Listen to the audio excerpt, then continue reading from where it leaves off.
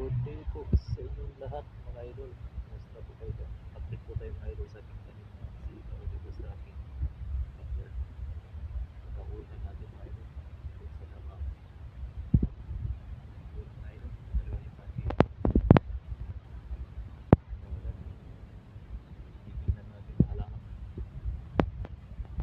Ano mga idol, itong aking sitaw. Nagkaroon ito ng sakit na pamamarako mga idol. Kaya ganito yung kanilang mga dahon. Napansin nyo mga idol. Yung kanyang dahon mga idol. Yan. Kapag hindi yan maagapan mga idol, hindi talaga yan lalaki. Yan ang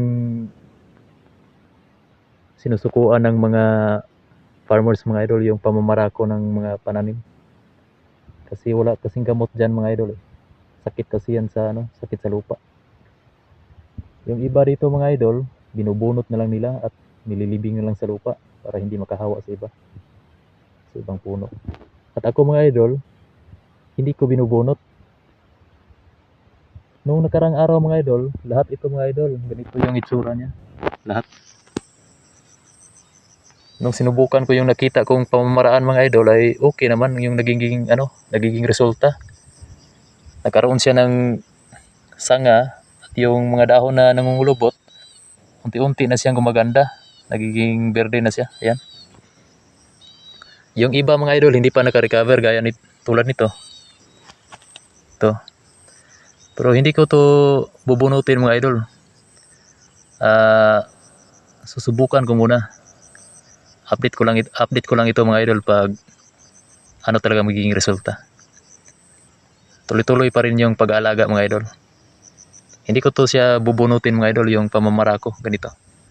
Yung iba mga idol binubunot na kasi wala kasing gamot dito mga idol kapag namamarako yung pananim. Yan mga idol. Yung iba mga idol nakasurvive na yung iba. Yan.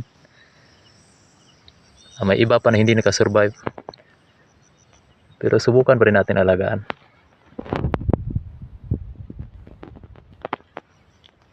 Yung iba nagkaroonan ng mga sanga. Yan.